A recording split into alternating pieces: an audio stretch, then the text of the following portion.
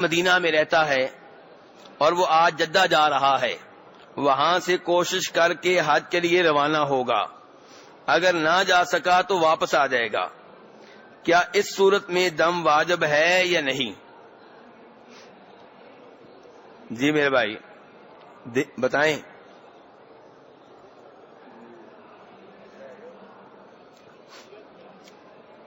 میرے بھائی پہلی بات تو یہ ہے کہ اگر حکومت کی اجازت کے بغیر جا رہے ہیں تو یہ کام نہیں کرنا چاہیے۔ شریعت میں حکمرانوں کی باتیں ماننے کا کہا گیا ہے، ان کی باتیں ٹھکرانے کا نہیں کہا گیا۔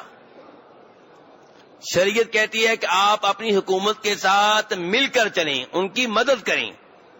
ہاں، جہاں پہ کوئی ایسا آرڈر حکومت دے جو شریعت کے خلاف ہو تو وہ آرڈر آپ نہیں مانیں گے، لیکن اس کا بہانہ بنا کر باقی جو 90 اچھے آرڈر ہیں وہ بھی ریجیکٹ کر دیں، نہیں، اس کی اجازت نہیں ہے۔ جو ایک حکومت نے غلط آرڈر دیا ہے وہ آپ نہیں مانیں گے، لیکن باقی 90 جو آرڈر ہیں وہ آپ کیا کریں گے؟ وہ ماننے ہیں آپ نے۔ تو یہ میں بار بار توجہ دلاتا ہوں کہ یہ جو نظام چل رہا ہے جسے لوگ جمہوریت کہتے ہیں، جس میں ملک کو 2 حصوں میں تقسیم کر دیا جاتا ہے، ایک حزب اقتدار اور ایک حزب اختلاف، یہ اسلام اس کی اجازت نہیں دیتا۔ اسلام میں حزب اختلاف نامی کوئی چیز نہیں ہے۔ اسلام میں سب لوگ حکومت کے ساتھ ہیں، البتہ جو غلط آرڈر آیا ہے شریعت کے خلاف وہ کوئی بھی نہیں مانے گا، لیکن ہمیشہ کے لیے تقسیم ہو جائیں، مسلمان تقسیم ہو جائیں، بٹ جائیں 2 حصوں میں، ایک کا کام ہو احتجاجی مظاہرے کرنا ہر بات پہ، ایسی کوئی چیز اسلام میں نہیں ہے۔ اسلام تو یہ کہتا ہے، مسلم شریف کی حدیث ہے کہ اپنے حکمران کی بات مانو، چاہے تمہارے مال پہ قبضہ کر لے اور چاہے تمہیں کوڑے مارے۔ یعنی کہ ظالم حکمران ہے، ذاتی طور پہ آپ کے اوپر اس نے ظلم کیا ہے، آپ کا مال چھین لیا ہے، آپ کو کوڑے مارتا ہے، آپ کیا کریں گے؟ صبر کریں گے؟ آپ بغاوت کا علم بلند نہیں کریں گے، کیونکہ آپ کا ذاتی نقصان ہوا ہے، لیکن جب آپ بغاوت کا علم بلند کریں گے تو پورے ملک کا نقصان ہوگا۔ اور آپ نے دیکھا ہوگا کہ چند ہی ان سالوں میں کئی ممالک میں ایسی صورتحال پیدا ہوئی، اب ان ممالک کے سارے لوگ ہی پریشان ہیں۔ پہلے وہ پریشان تھے جو چند ایک مظلوم تھے، لیکن جب بغاوت ہوئی پورے ملک میں افراتفری پھیل گئی، اب پورا ملک پریشان ہے، کسی کی عزت محفوظ نہیں ہے، ڈاکے پڑ رہے ہیں، ملازمتیں نہیں ملتی، گیس نہیں ملتی، بجلی نہیں ملتی، تو فائدہ کیا ہوا؟ اس لیے شریعت کہتی ہے کہ آپ کے اوپر ذاتی طور پہ اگر حکمران ظلم کرتا ہے برداشت کر لیں۔ امام احمد بن حنبل رحمہ اللہ کا نام آپ نے سنا ہوگا۔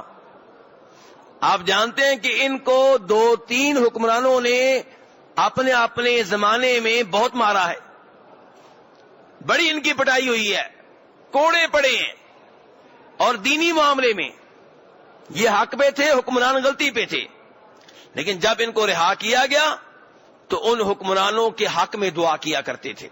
لوگ حیران ہوتے کہ آپ دعا کرتے ہیں کہ یا اللہ اس کو ہدایت دے، تو کہا کرتے تھے کہ اگر میری یہ دعا قبول ہو جائے تو اس سے پورے معاشرے کا فائدہ ہوگا۔ ایسے علماء کے اقوال بھی ملتے ہیں، وہ کہتے ہیں کہ اگر وہ کہتے ہیں فرض کریں ہمیں یہ کہا جائے کہ کوئی ایک دعا کر لو جو قبول ہو جائے گی، تو ہم وہ دعا حکمران کے لیے کریں گے کہ یا اللہ اس کو ہدایت دے دے، کیونکہ اس کو ہدایت مل گئی پورا ملک ٹھیک ہو جائے گا۔ تو بہرحال بغیر اجازت کے حج کے لیے نہیں جانا چاہیے۔ اب اگر کچھ صاحب چلے گئے ہیں اور کہہ رہے ہیں کہ وہاں سے کوشش کریں گے جدہ سے، تو مدینہ سے جاتے ہوئے اگر حج کا پروگرام پختہ نہیں ہے تو پھر مدینہ کی میقات سے احرام باندھنا، نیت کرنا ضروری نہیں ہے۔ لیکن اگر ان کا پروگرام پکا ہے کہ حج تو میں نے کرنا ہی کرنا ہے، بس یہ دیکھنا ہے کہ کیسے کرنا ہے، تو پھر مدینہ کی میقات سے احرام باندھنا پڑے گا، یہاں سے نیت کرنا پڑے گی، اور کراس کریں گے بغیر نیت کیے مدینہ کی میقات سے تو پھر دم پڑے گا۔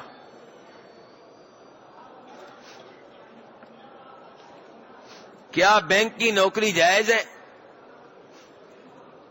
بینک عام طور پہ سودی ہیں، اور جو کہہ رہے ہیں کہ اسلامک بینک ہیں ان میں بھی غلطیاں موجود ہیں، اس لیے سودی بینکوں میں کام نہیں کرنا چاہیے۔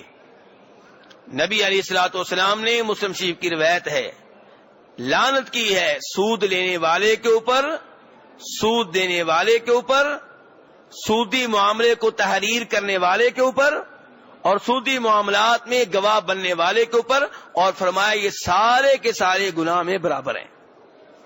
آپ اندازہ کریں، سود لینے والا بھی، سود دینے والا بھی، اور بینک کا ملازم جو اس معاملے کو تحریر کر رہا ہے، کمپیوٹر میں داخل کر رہا ہے، رجسٹر میں لکھ رہا ہے، وہ بھی، اور جو گواہ بن رہے ہیں وہ بھی، آپ فرما رہے ہیں سب برابر ہیں۔ اور قرآن پاک میں بالکل واضح ہے کہ فَإِن لَّمْ تَفْعَلُوا فَأَذَنُوا بِحَرْبٍ مِّنَ اللَّهِ وَرَسُولِهِ، کہ اگر تم سود دینے سے لینے سے بعد نہیں آئے تو یہ تمہاری طرف سے اللہ سے جنگ کا اعلان ہے۔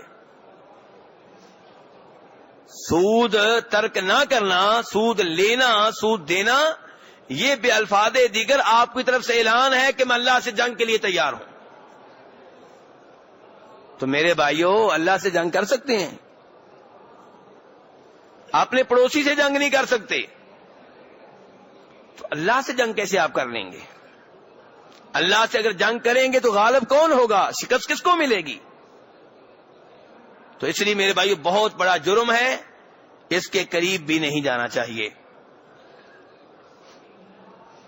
کیا حاجی بھی یکم ذی الحجہ سے بال اور ناخن نہیں کاٹے گا جبکہ مدینہ سے واپسی پہ عمرہ کرنا ہے؟ یہ سوال تقریباً روز آ رہا ہے، اور میں روزانہ وضاحت کرتا ہوں، اور درس کے بعد پھر بھی بھائی سوال کرتے ہیں، تو اس لیے توجہ سے یہ سوال سمجھ لیا جائے کہ جس آدمی نے حج کی قربانی کرنی ہے اور گھر والی قربانی نہیں کرنی، اس کے لیے یہ پابندی نہیں ہے۔ ذی الحجہ کا چاند نظر آ گیا اور آپ نے قربانی کرنی ہے تو ناخن نہ کاٹیں، بال نہ کاٹیں، یہ پابندی اس کے لیے نہیں ہے جو حج والی قربانی کر رہا ہے، دوسری نہیں کر رہا۔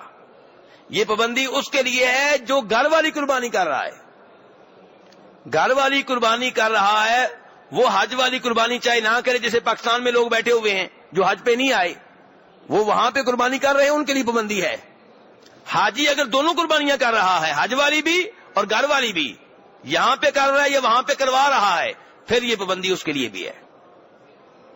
تو اس پابندی کا تعلق کون سی قربانی سے ہے؟ گھر والی قربانی سے، جو عید والی قربانی ہوتی ہے، حج والی نہیں۔ مسلم شریف کی حدیث ہے، فرمایا نبی علیہ الصلوۃ والسلام نے کہ جب ذی الحجہ کا چاند نظر آ جائے اور تم میں سے کسی کا قربانی کرنے کا ارادہ ہو تو نہ ناخن کاٹے نہ بال کاٹے۔ اب رہ گیا وہ حاجی جس نے دونوں قربانیاں کرنی ہیں، لیکن اس نے عمرہ بھی کرنا ہے ابھی جا کر، تو وہ کیا کرے؟ تو وہ جب طواف کر لے گا، صفا مروہ کی صحیح کر لے گا، تو صفا مروہ کے بعد صرف سر کے بال کاٹ سکتا ہے، ناخن نہیں، مونچھوں کے بال نہیں، اور داڑھی کے بال بالکل نہیں، الحمدللہ بالکل نہیں۔ داڑھی کے بال نہ حج سے پہلے جائز، نہ حج کے بعد، نہ قربانی سے پہلے جائز، نہ قربانی کے، نہ مدینہ میں جائز، نہ پاکستان میں جائز، نہ مکہ میں جائز۔ داڑھی کے بالوں کے بارے میں ایک ہی حکم ہے کہ ان کو چھوڑ دیں، جانے دیں جدھر جاتے ہیں۔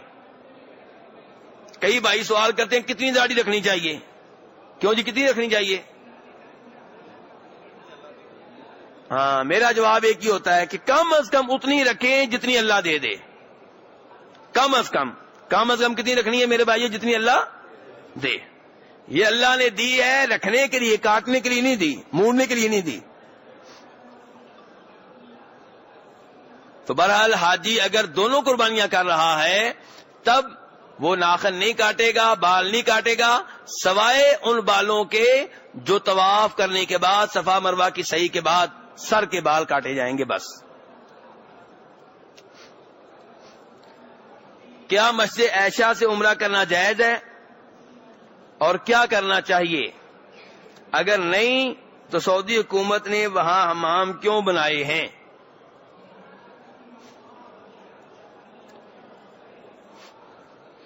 میرے بھائی پہلے تو میں آپ سے سوال کروں گا، پھر آپ کے سوال کا جواب دوں گا۔ مکہ والے جو مکہ میں مستقر رہتے ہیں، اگر وہ عمرہ کرنا چاہیں تو کہاں سے کریں گے؟ جی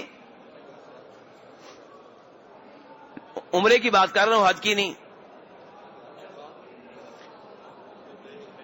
اگر وہ عمرہ کریں گے تو حدود حرم سے باہر نکل کے کریں گے۔ مکہ میں حدود حرم ہے، اس سے باہر نکل جائیں، چاہے شمال کی سائڈ پہ، چاہے جنوب کی سائڈ پہ، چاہے مشرق کی سائڈ پہ، چاہے مغرب کی سائڈ پہ۔ اور سب سے قریب جو جانب ہے وہ تنعیم والی ہے۔ اسی لیے نبی علیہ الصلوۃ والسلام نے جب جناب عائشہ کو عمرہ کرایا تھا تو تنعیم کی جانب سے کرایا تھا، اور پھر بعد میں وہاں پہ مسجد بنا دی گئی۔ تو مکہ والے اب ایسی کسی جگہ سے عمرہ کریں گے، تو اس لیے سعودی حکومت باتھ روم اور حمام کیوں نہ بنائے؟ دوسرے نمبر پہ آپ جیسے کئی بھائیوں کے بارے میں بھی کچھ علماء کرام کا فتویٰ ہے کہ وہ عائشہ سے عمرہ کر سکتے ہیں۔ تو لوگ آتے ہیں وہاں پہ نہاتے ہیں، تو اس لیے حکومت نے حمام بنا دیے ہیں۔ تو حکومت کے حمام بنانے سے مسئلہ حل نہیں ہوگا، مسئلہ حل ہوگا دلائل کا جائزہ لینے سے۔ اور گزارش یہ ہے کہ نبی علیہ الصلوۃ والسلام نے اپنی زندگی میں کتنے عمرے کیے ہیں؟ 4 عمرے کون سے سفر میں کیے تھے آپ نے؟ یہ 4 عمرے آپ نے کون سے سفر میں کیے؟ مکہ تو آپ کئی دفعہ گئے ہیں، کون سے سفر میں آپ نے 4 عمرے کیے تھے؟ جی آپ مکہ سن 7 ہجری میں بھی گئے ہیں، سن 8 ہجری میں بھی گئے ہیں، اور 8 ہجری میں مکہ بلکہ 2 دفعہ آپ آئے ہیں، اور پھر آپ 10 ہجری میں بھی آئے ہیں۔ تو آپ صلی اللہ علیہ وسلم نے یہ 4 عمرے کون سے سفر میں کیے ہیں؟ آپ نے یہ 4 عمرے 4 مستقل سفروں میں کیے ہیں، کسی ایک سفر میں آپ نے 2 عمرے نہیں کیے۔ 4 عمرے 4 سفروں میں آپ نے کیے ہیں۔ اس لیے معلوم یہ ہوتا ہے کہ جب بھی مسلمان مکہ میں آئے ایک عمرہ کر لے۔ آپ پاکستان سے مکہ میں آئے ہیں، عمرہ کر لیا آپ نے الحمدللہ، پھر آپ مدینہ چلے آئے، دوبارہ مکہ جا رہے ہیں، پھر عمرہ کر لیں۔ جب بھی آپ مکہ میں آئے ایک عمرہ کر لیں، لیکن مکہ میں رہ کر بار بار عمرے کرنا نبی علیہ الصلوۃ والسلام سے یہ چیز ثابت نہیں ہے۔ آپ کے ساتھ آپ کے صحابہ کرام آتے تھے، مدینہ سے مکہ کا سفر کتنے دنوں کا تھا؟ جی 1 دن کا، 6 دن کا، 7 دن کا، 8 دن کا۔ اور کون سی ایئر لائن پہ آتے تھے؟ جی کیمبل ایئر لائن بھائی کہہ رہے ہیں۔ اونٹنی کا سفر مشکل ہے یا جہاز کا؟ اونٹنی کا 6 دن آپ نے اونٹنی پہ بیٹھے رہنا، حالت احرام میں رہنا ہے، حالت احرام میں رہنا ہے، پابندیوں میں رہنا ہے، اور اتنا مشکل سفر کر کے جب مکہ پہنچے ہیں تو ایک عمرہ کر کے واپس چلے آ رہے ہیں۔ نبی علیہ الصلوۃ والسلام کو نیکی کا شوق ہم سے زیادہ تھا کہ ہم سے کم تھا؟ بہت زیادہ کہ تھوڑا سا زیادہ؟ بہت زیادہ۔ تلاوت کرنے پہ آتے تو قرآن پاک پڑھتے ہی رہتے، نفلی روزے رکھتے ہی رہتے، تہجد پڑھتے ہی رہتے، صدقہ خیرات کرتے ہی رہتے۔ عمرے کی باری آتی ہے تو آپ نے ہر سفر میں 1 عمرہ کیا ہے، کسی سفر میں 2 کیوں نہیں کیے؟ عمرے آپ کے 4 کیوں ہیں، 40 کیوں نہیں ہیں؟ تو گزارش یہ ہے میرے بھائی، اس لیے سمجھ یہی بات آتی ہے کہ ہر سفر میں 1 عمرہ کر لینا چاہیے۔ آپ کہیں گے جی ہم 3 لاکھ روپیہ لگا کے آئے ہیں، تو میرے بھائی کوئی بات نہیں، 3 لاکھ روپیہ آپ لگا کے آئے ہیں تو آپ طواف کریں، بیت اللہ کا بار بار طواف کریں، 7 چکر لگائیں، پھر 2 رکعتیں ادا کریں، پھر 7 چکر، پھر 2 رکعتیں۔ ترمذی شریف کی حدیث ہے، مسند احمد میں بھی آئی ہے، ابن ماجہ میں بھی کچھ حصہ آیا ہے. فرماتے ہیں نبی علیہ الصلوۃ والسلام جو بیت اللہ کا طواف کرے، 7 چکر طے کرے اور 2 رکعتیں ادا کرے، ایسے ثواب ملے گا جیسے اللہ کی راہ میں ایک غلام آزاد کیا ہے. ایک دن میں کئی غلام آپ آزاد کر سکتے ہیں. اور پھر فرمایا طواف کرنے والا دوران طواف جب بھی اپنا قدم زمین پہ رکھے گا اور اٹھائے گا، ہر قدم کے بدلے میں 10 نیکیاں ملیں گی، 10 گناہ معاف ہوں گے، 10 درجات بلند ہوں گے. اور ساتھ ساتھ طواف میں جو آپ دعائیں کریں گے، تلاوت کریں گے، درود شریف پڑھیں گے، اس کا ثواب الگ سے. تو یہ نیکی کام آپ کریں. اور طواف ایسی عبادت ہے جو دنیا میں کہیں اور نہیں ہوتی، تو آپ اس سے فائدہ اٹھائیں. پھر آپ جب طواف کی 2 رکعتیں ادا کریں گے تو مسجد حرام کی نفل نماز دیگر مساجد کی 1,00,000 نمازوں سے افضل ہے. یہ کام آپ کرتے رہیں، نفل پڑھتے رہیں وہاں پہ. جناب عائشہ رضی اللہ عنہا کو نبی علیہ الصلوۃ والسلام نے تنعیم سے عمرہ کرایا تھا، اور انہوں نے بھی اس سفر میں مستقل عمرہ ایک ہی کیا ہے. یہاں سے عمرے کی نیت سے گئی تھی کہ عمرہ کروں گی پھر حج کروں گی، اور مکہ کے قریب پہنچی تو حیض آ گئے. مکہ داخل ہوئی تھی 4 تاریخ کو. کس تاریخ کو؟ بات دھیان سے سمجھے میرے بھائیو. کس تاریخ کو داخل ہوئی ہیں؟ اور حج کس تاریخ کو شروع ہوتا ہے؟ 8 تاریخ کو. 4 سے 8 جناب عائشہ کو پاک ہونے کے لیے کتنے دن ملے؟ جی 4 دن. نبی علیہ السلام نے کہا کہ اپنے خیمے میں رہو، عمرے کی نیت میں نہیں، عمرے کی نیت سے باہر نہیں آئیں. آپ میں سے کئی بھائی اپنی عورت سے کہہ دیتے ہیں لو جی عہد آ گیا، اب تمہارا عمرہ ختم ہو گیا. نہیں نہیں نہیں نہیں، عمرے سے حج سے اپنی مرضی سے باہر نہیں نکل سکتے. تو جناب عائشہ سے کہا گیا کہ اپنے خیمے میں انتظار کریں پاک ہونے کا. انتظار کرتی رہیں، پاک نہیں ہو سکی، اوپر سے حج شروع ہو گیا. تو نبی علیہ الصلوۃ والسلام اگر ہوتے مختار کل، مشکل کشا، حاجت روا، تو جناب عائشہ کے حیض سے کہتے چل بھاگ جا، میری بیگم نے حج کرنا ہے، میری بیگم نے عمرہ کرنا ہے. لیکن نہیں، مشکل کشا نہیں تھے، حاجت روا نہیں تھے، اس لیے خون کو روک نہیں سکے. جناب عائشہ رو رہی ہیں، وہ رو رہی ہیں، لیکن نبی علیہ الصلوۃ والسلام کو نبی علیہ السلام خون کو روک نہیں سکے، اور حج کو بھی لیٹ نہیں کر سکے، کیونکہ اللہ کی شریعت ہے. تو پھر کیا کیا؟ اپنی بیگم جناب عائشہ سے کہا، میری اور آپ کی ماں سے کہا کہ اب آپ حج کی نیت کر لیں. یہ حج کی نیت ہو رہی ہے حیض کی حالت میں یا حیض سے باہر ہیں؟ حیض کی حالت میں حج کی نیت ہو رہی ہے. حیض کی حالت میں عمرے کی نیت ہو سکتی ہے، حج کی نیت ہو سکتی ہے، بس طواف نہیں کریں گے. تو آپ کی بیگم عمرے کی نیت کر کے جائے، مکہ میں ہوٹل میں انتظار کرے پاک ہونے کا، جب پاک ہو جائے عمرہ مکمل کر لے. تو جناب عائشہ نے حیض کی حالت میں نیت کی، اور آپ نے فرمایا عائشہ سارے وہ کام کرو جو حاجی کرتے ہیں، لیکن نماز نہ پڑھنا اور طواف نہ کرنا. منا گئیں، مزدلفہ گئیں، عرفات گئیں، لبیک اللہم لبیک کا وظیفہ کرتی رہیں، تکبیریں پڑھتی رہیں، اللہ کا ذکر ہوتا رہا. اور جب پاک ہو گئیں تو حج کا طواف بھی کر لیا. جب نبی علیہ الصلوۃ والسلام حج کے بعد واپس آنے لگے مدینہ، تو جناب عائشہ کے خیمے میں گئے تو رو رہی ہیں، اب بھی رو رہی ہیں. اب کیوں رو رہی ہو جی؟ لوگوں نے عمرہ الگ کیا، حج الگ کیا، اور میں مستقل عمرے سے محروم رہی. تو نبی علیہ الصلوۃ والسلام نے ان کے بھائی عبد الرحمان سے کہا کہ ان کو تنعیم لے جاؤ، وہاں سے عمرہ کرا دو. کن سے کہا؟ کن سے کہا؟ بھائی سے. بھائی کے نام کیا ہے؟ یہ عبد الرحمان کس کے بیٹے ہیں؟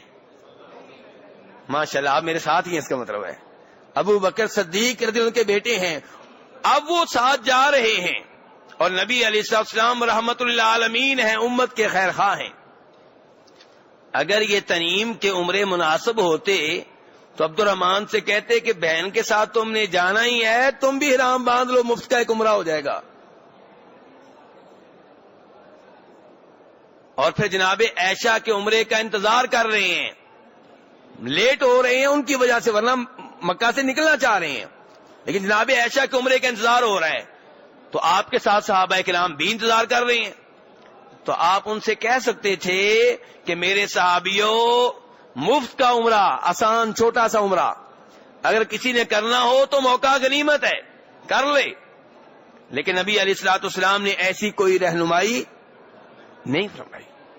تو اس لیے میرے بھائی، تنعیم سے وہ عمرہ کرے جو مکہ میں رہنے والا ہے مستقل طور پہ، یا وہ میری ماں بہن جس کی وہ حالت ہو جائے جو جناب عائشہ کی ہوئی تھی. حیض کا خون مردوں کو تو نہیں آتا نا، کن کو آتا ہے؟ اور ہر عورت کا بھی یہ مسئلہ نہیں ہوتا. جس کا ایسی صورتحال بن جائے جیسی جناب عائشہ کی بنی تھی، ٹھیک ہے. ابھی کوئی عورت آپ کے ساتھ جا رہی ہے اور حج کے دن قریب ہیں، اس کو حیض آئے ہوئے ہیں، اس نے یہاں سے نیت کر لی ہے، مکہ میں انتظار کر رہی ہے، پاک نہیں ہو سکی، اوپر سے حج شروع ہو گیا، ٹھیک ہے حج کی نیت کر لے. اب یہ مستقل عمرہ بیچ میں رہ گیا ہے، ٹھیک ہے، اس کی جگہ پہ تنعیم سے عمرہ کر لے.